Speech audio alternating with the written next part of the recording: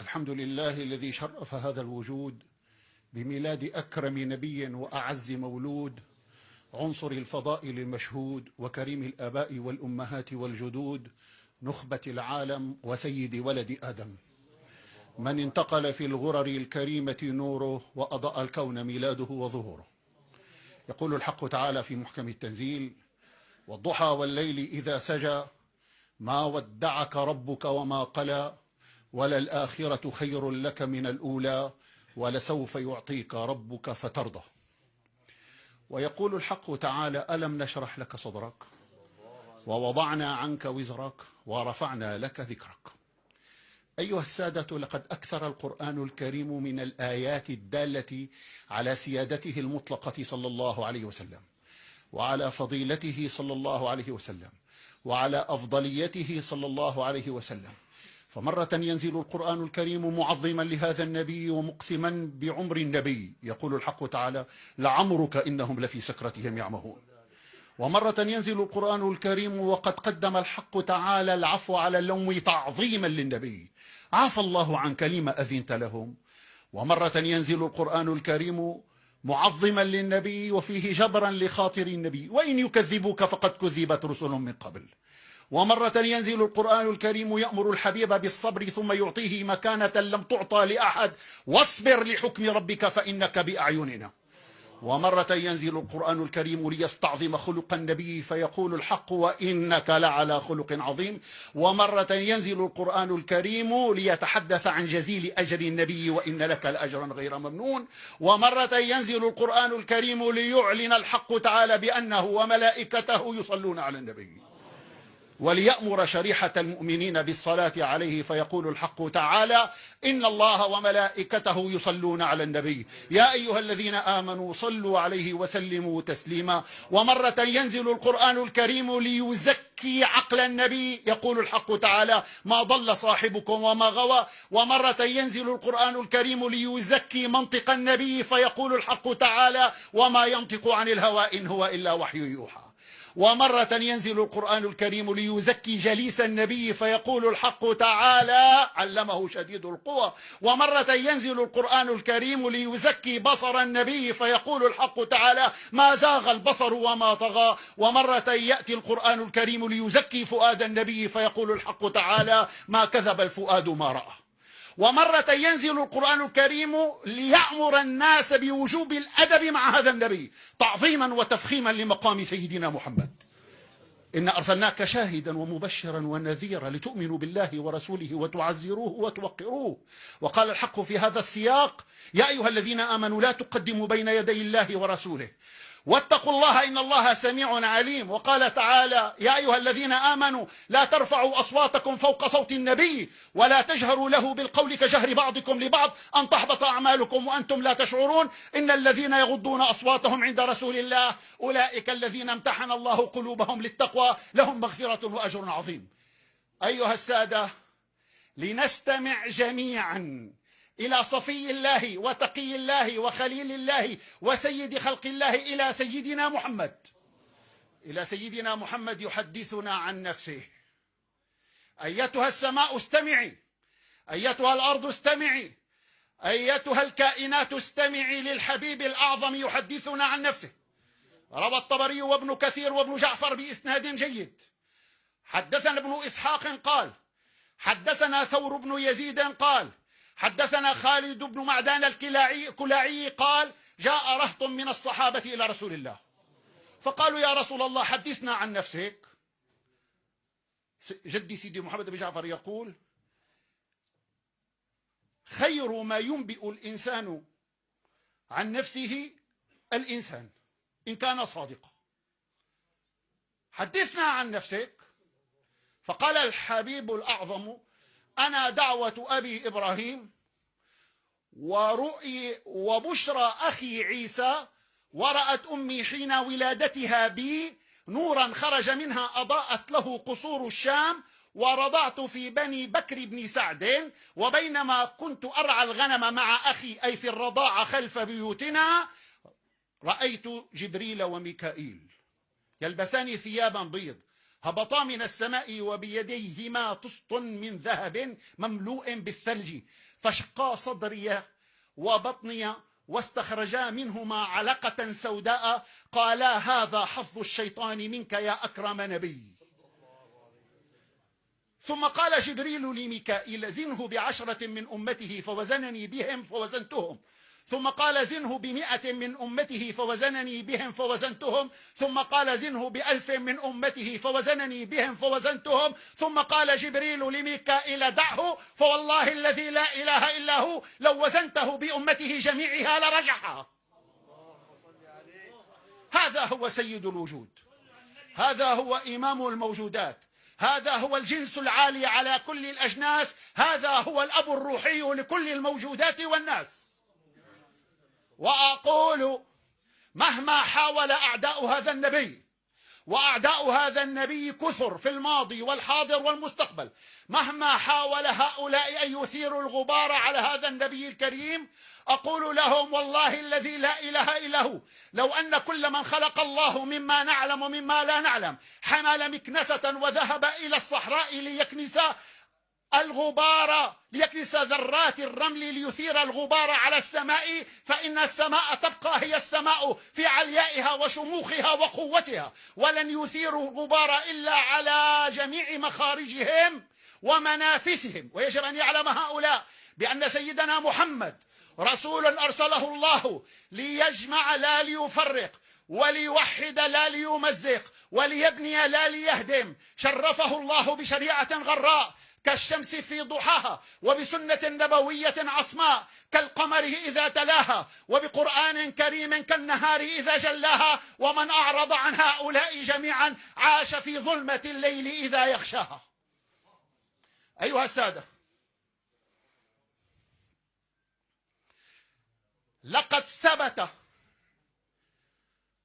بالسنة المتواترة والإطباق أفضليته صلى الله عليه وسلم على سائر الأنبياء والمرسلين بالإطلاق، بل وأفضليته على سائر خلق الله أجمعين وعلى الملائكة المقربين. وقال أهل العلم ومما كاد أن يكون معلوما بالدين بالضرورة ولا يحتاج للتدليل عليه لسرد حديث أو آية أو صورة، لأنه من عقائد الإيمان.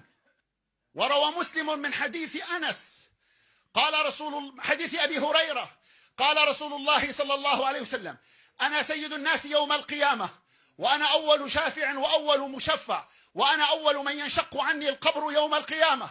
وروى مسلم من حديث أنس قال رسول الله آتي باب الجنة فأستفتح الخازنة فيقول من؟ فأقول محمد، فيقول بك أمرت ألا أفتح لأحد قبلك.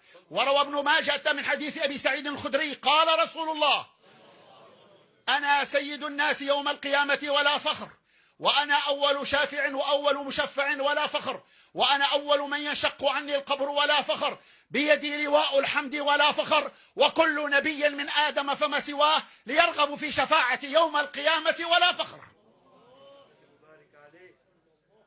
وروى الترمذي من حديث أبي بن كعب قال رسول الله إذا كان يوم القيامة كنت خطيب الأنبياء وإمامهم وصاحب شفاعتهم. وروى الترمذي من حديث أنس قال رسول الله صلى الله عليه وسلم أنا أول الناس خروجا إذا بعثوا، وأنا قائدهم إذا وفدوا، وأنا خطيبهم إذا أنصتوا، وأنا شفيعهم إذا حبسوا، وأنا مبشرهم إذا يئسوا. اللواء يومئذ بيدي، والمفاتيح يومئذ بيدي، وأنا سيد بني ولد آدم على ربي، يطوف علي 1000 خادم كأنهم بيض مكنون.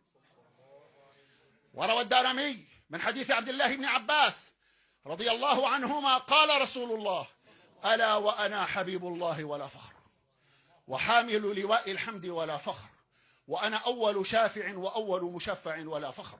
وروى الدارمي من حديث جابر قال رسول الله والذي نفسي بيده لو بدا لكم موسى واتبعتموه لضللتم السبيل، ولو أدركني موسى ما وسعه إلا اتباعي. وروى الطبري من حديث عمر بن الخطاب رضي الله عنه قال رسول الله صلى الله عليه وسلم: حرمت الجنة على الأنبياء حتى أدخلها، وعلى الأمم حتى تدخلها أمتي. وروى الحاكم من حديث عمر قال رسول الله صلى الله عليه وسلم: عندما ارتكب آدم الخطيئة قال: يا رب أسألك بحق محمد إلا أن غفرت لي ذنبي. قال الحق تعالى وهو أعلم: وكيف عرفت بمحمد ولم أخلقه بعد؟ قال: يا رب عندما خلقتني بيدك ونفخت في من روحك رفعت رأسي فوجدت مكتوبا على قوائم العرش: لا إله إلا الله محمد رسول الله، فعرفت أنه أحب الخلق إليك لاقترانه باسمك. قال الحق صدقت يا آدم، سلني بحق محمد فقد غفرت لك.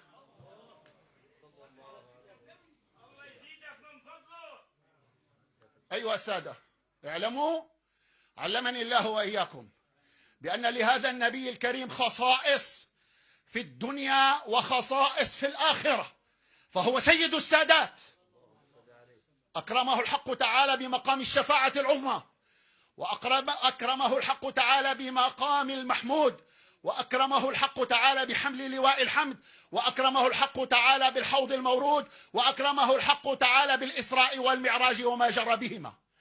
الشفاعة العظمى، إن استغاثة الخلائق بالحبيب الأعظم في ذلك اليوم هي من أعظم الاستغاثات. وقال أهل العلم: استمدت قيمتها وشرفها من أمرين: لهول وضنك وشدة الموقف، ولبيان عظيم الشفيع. وهذا هو المقام المحمود الذي خص به رسول الله، والذي ذكره الحق تعالى فقال: ومن الليل فتهجد به نافلة لك عسى أن يبعثك ربك مقاما محمودا. ولما كان الحبيب قد حمد الله بمحامد لم يحمده أحد من قبل وما من بعد، أعطاه الحق لواء الحمد. ولكل أهل الكفاءات ألوية يحملونها في ذاك اليوم، كذلك أهل الدناءات يحملون ألوية دناءاتهم. والدليل روى بخاري ومسلم قال رسول الله: ينصب لكل غادر يوم القيامة لواء يقال هذه غدرة فلان ابن فلان. ويكرم الحبيب الأعظم بالحوض المورود، الكوثر، يملك الكوثر رسول الله، وصك الملكية: إنا أعطيناك الكوثر. وقد أكرم الحبيب الأعظم في رحلة الإسراء والمعراج بما لا يخطر على بال أحد. صلى إماما بالأنبياء على الأرض، وإماما بالأنبياء في السماء، وفي هذه الرمزية إلى أنه هو نبي الأنبياء ورسول الرسل، والمقدم على كل من تقدم، وارث جميع الرسالات، ووارث جميع المعجزات، ووارث جميع النبوات صلى الله عليه وسلم. وفي رحلة الإسراء والمعراج يرى الحبيب دون غيره جبريل على حقيقته، فإذا هو ملك عملاق له 600 جناح، كل جناح يغطي بين السماوات والأرض. وهذا مصداق قول الحق تعالى: ولقد رآه نزلة أخرى عند سدرة المنتهى إذ يغشى السدرة ما يغشى. وأكثر من ذلك، في رحلة الإسراء والمعراج رأى من آيات ربه الكبرى. قال تعالى: لقد رأى من آيات ربه الكبرى. قال صاحب المواهب اللدنية نقلا عن أعيان علماء هذه الأمة المحمدية بأنه صلى الله عليه وسلم رأى حقيقة ذاته، فإذا هو عروس المملكة الكونية، وإمامها وقطبها ومليكها ومبدأها ومنتهاها، وصاحب صولتها وجولتها. وفي رحلة الإسراء والمعراج وصل الحبيب إلى المكان الأقدس الذي لم يصل إليه ولن يصل إليه أحد. مكان أقدس لا تدركه الأبصار ولا تحيط به الألسن. أجلس الحبيب على منصة التكريم، وحدث له الدنو والخطاب والرؤيا. قال تعالى: ثم دنا فتدلى فكان قاب قوسين أو أدنى فأوحى إلى عبده ما أوحى. قال ابن مرزوق شارح البردة وهو من كبار شراحها: قالت السيدة الصديقة عائشة: يا رسول الله، ماذا أوحى إليك الحق في ذاك المكان الأقدس؟ فقال: يا عائشة، لقد سألت سؤالا لا يعلمه نبي مرسل ولا ملك مقرب ولا جبريل ولا ميكائيل. قالت الصديقة: أسألك بحق أبي إلا أن تقول لي. فقال الحبيب: عندما كنت في ذاك المكان قلت: يا رب، لقد عاملت الأمم بالحجارة والخسف والمسخ، فماذا أنت فاعل بأمتي؟ اسمعوا هذا العطاء الإلهي لأمة سيدنا محمد إكراما لسيدنا محمد. كل هذا كان إكراما للسيد السادات. قال الحق تعالى: يا محمد أنزل عليهم الرحمات وأبدل سيئاتهم حسنات، من دعاني أجبته، ومن سألني لبيته، ومن توكل علي كفيته، في الدنيا أسترهم وفي الآخرة أشفعك فيهم، ولولا أن الحبيب يحب معاتبة حبيبه ما حاسبتهم لا في الدنيا ولا في